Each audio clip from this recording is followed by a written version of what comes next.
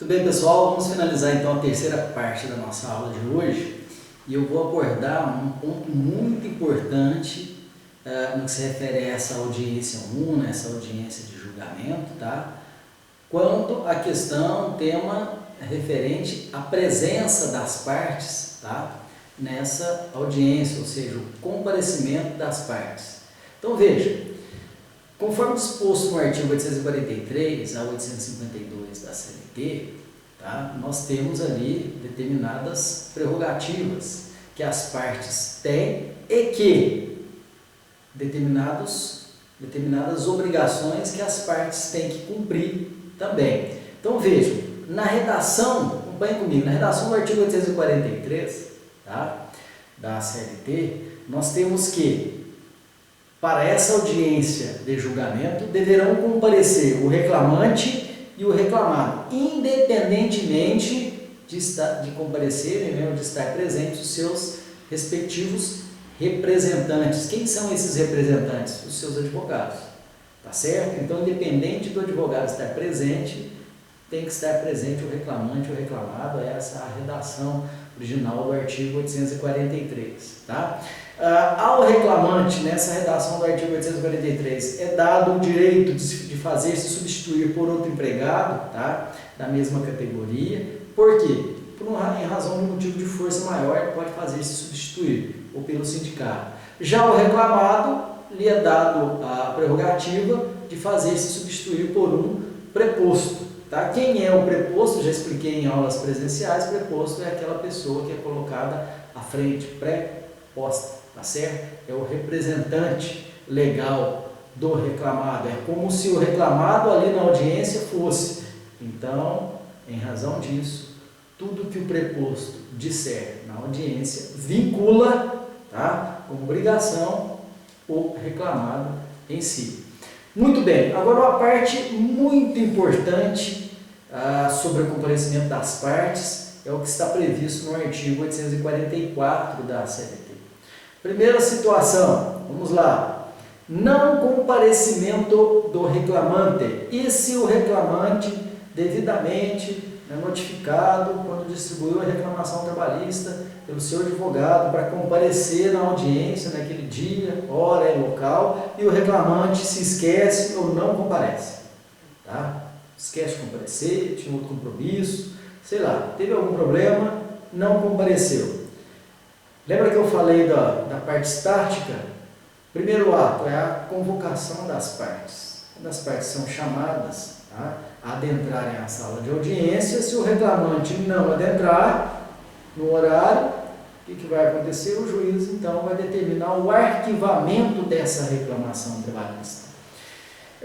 Antes da reforma trabalhista, da Lei 13.467, tá, não havia nenhuma penalidade para o reclamante que não comparecesse a essa audiência. A partir da reforma trabalhista, o reclamante passa a sofrer uma certa penalidade. Ele não comparecendo a essa audiência, ele sofrerá a sanção de pagar as custas processuais, a não ser que ele, no prazo de 15 dias, apresente uma justificativa legal para tanto.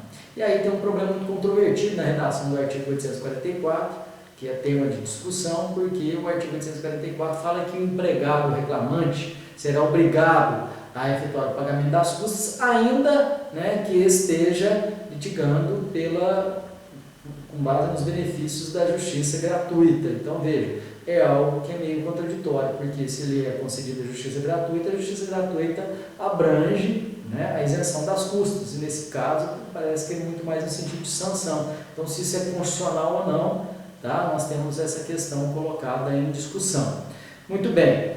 Agora, se o reclamante comparece, mas o reclamado não comparece, quando o reclamado não comparece, estou dizendo que o reclamado na presença do seu preposto ou o reclamado na presença do seu sócio propriamente dito. Qual é a consequência? Tá?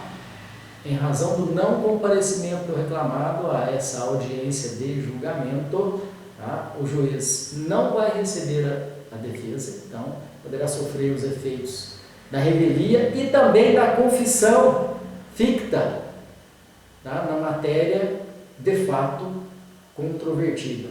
Perfeito? Então, aquilo que o reclamante alegar na inicial, tá? E que não foi possível provar por outro meio, tá? Conforme a dicção do próprio artigo 844, poderá o juiz ali aplicar a confissão quanto à matéria de fato. Então, quando o reclamante não comparece a essa audiência, poderá sofrer os efeitos da revelia e da confissão quanto à matéria de fato. Perfeito? Reclamante não compareceu, arquiva.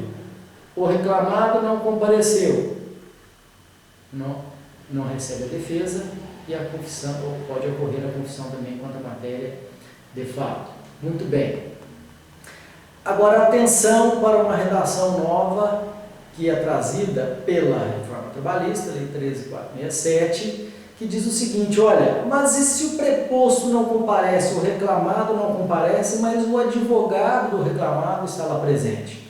Então, vou explicar esse cenário de forma mais prática.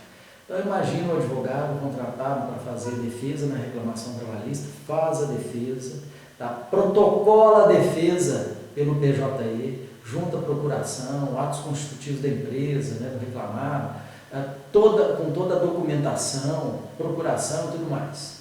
Tudo certo. Antes dessa defesa protocolada, antes da audiência, no dia da audiência, o advogado está lá presente, na hora e local estabelecido, muito bem. Mas o preposto não comparece. Então, aberta a audiência, chamadas as partes, não comparece o preposto, o reclamado, mas o reclamante comparece. Então, não temos aí o arquivamento da reclamação trabalhista, tá? E numa situação como essa, pela redação nova, tá? Desse artigo, desse parágrafo 5º do artigo 844, nós temos que o juiz, numa situação como essa, então o juiz ele vai receber a contestação, tá? O juiz não deixa de receber a defesa. Então, se o juiz recebe a contestação e os documentos, por raciocínio lógico, jurídico, não se aplica a revelia. Perfeito? Mas, imagine que essa é uma audiência de julgamento ou audiência una. E se é uma audiência de julgamento ou audiência una, o juiz tem a prerrogativa de inquirir as partes. E mais, numa audiência una, não só o juiz, mas cada parte tem o direito de ouvir a outra. Então, se for requerido, né, a oitiva da parte contrária, nesse caso foi requerida a oitiva do reclamado através do seu preposto, não será possível, porque o preposto está ausente, o reclamado está ausente. Então, nesse caso, não aplica revelia, mas há um risco muito grande, tá, de se aplicar a confissão ficta quanto à matéria de fato. Perfeito? Então, veja, muitas das pessoas podem entender que agora, então, não tem prejuízo nenhum o preposto, né, o reclamado não comparecer à audiência. Tem prejuízo sim. Não tem prejuízo em relação à revelia, tá, estando presente o advogado, mas pode ter prejuízo sim em relação à aplicação da confissão ficta quanto à matéria de fato. Ok? Então, o ideal é que sempre esteja o preposto e o advogado na audiência.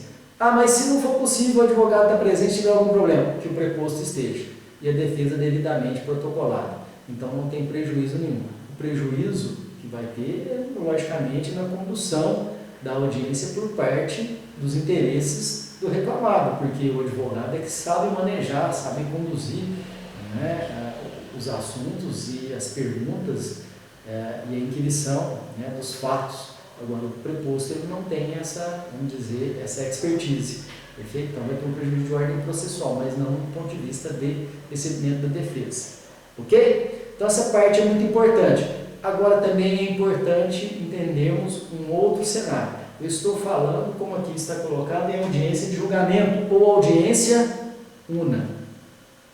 Agora, eu faço uma pergunta para vocês pensarem também. Veja, na aula anterior, eu dividi essa audiência de julgamento em 3 audiências: inicial, instrução e julgamento. E aí eu faço a pergunta, tá? E vou deixar para responder essa pergunta na próxima aula, através de uma live no Instagram. Perfeito?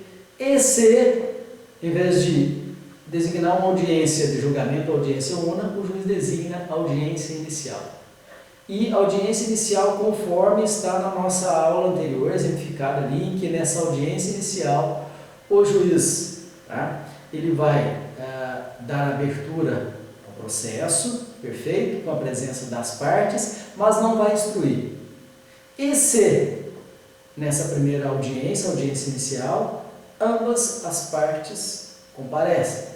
E o juiz então designa uma nova audiência, uma audiência de instrução. E nessa audiência de instrução, atenção, duas perguntas. Primeira, o reclamante não comparece. Segunda, o reclamante comparece, mas o reclamado não comparece, através do seu preposto. Quais seriam as consequências dessas ausências nessas duas perguntas? Ok? Então fica aí para vocês já irem pensando como um exercício, tá, de fixação, para a gente trabalhar esse raciocínio lógico. Tá certo?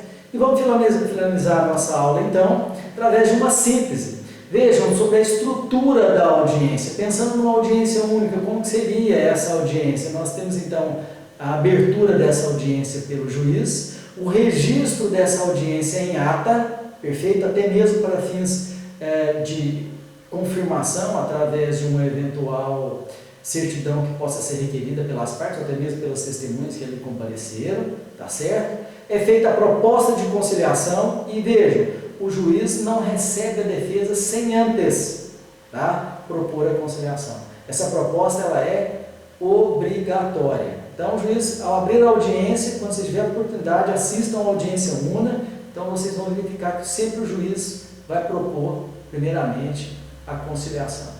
E restando infrutífera a conciliação, o juiz então vai declarar recebida a defesa e os documentos com ela, né, eventualmente apresentados, tá? Mesmo que a defesa já esteja lá no TJI mesmo, aí o juiz formalmente ele declara então recebida essa defesa. O juiz passa imediatamente a impugnação dos documentos da defesa pela parte contrária, tá? Essa impugnação dos documentos da defesa ela não está prevista nessa estrutura, tá, do rito ordinário.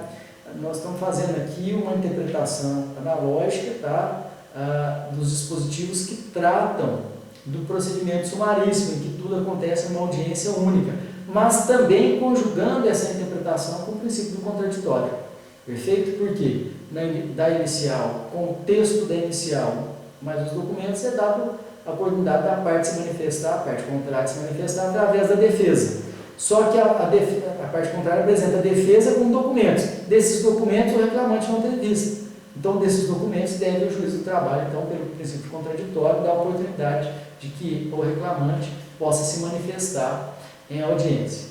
Então, ato contínuo encerrada essa parte, o juiz pode inquirir, dar oportunidade coletiva das partes, aí dá oportunidade para a produção da prova testemunhal. Se não houver produção de prova testemunhal, prova pericial, o juiz, então, em ato contínuo, dá o prazo para que as partes apresentem as suas razões finais orais, porque prazo é de 10 minutos, tempo é de 10 minutos, então tem que ser oral em audiência, tá? E o juiz, ao encerrar essas razões finais, ele renova aquela proposta de conciliação. Por que há essa, vamos dizer, essa disposição legal para o juiz renovar a proposta de conciliação?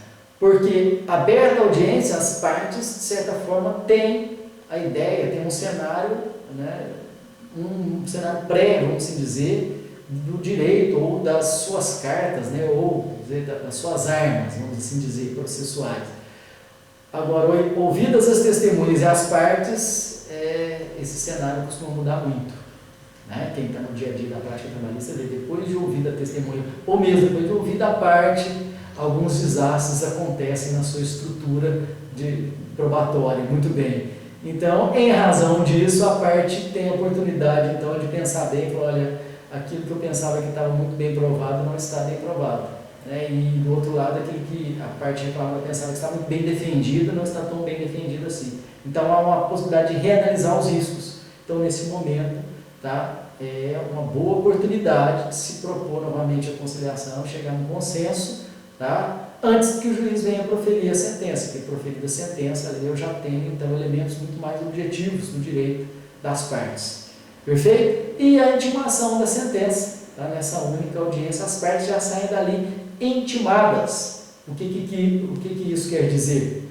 Se as partes já saem dali intimadas, se a sentença for proferida em audiência, o prazo para recurso já se inicia no primeiro dia útil seguinte. Olha só todo o raciocínio sistemático. Perfeito, gente? Então essa é a estrutura então da audiência trabalhista. Ok? Obrigado pela atenção de vocês. Não se esqueçam das duas perguntas do nosso exercício de fixação. Abraço a todos. Até a próxima.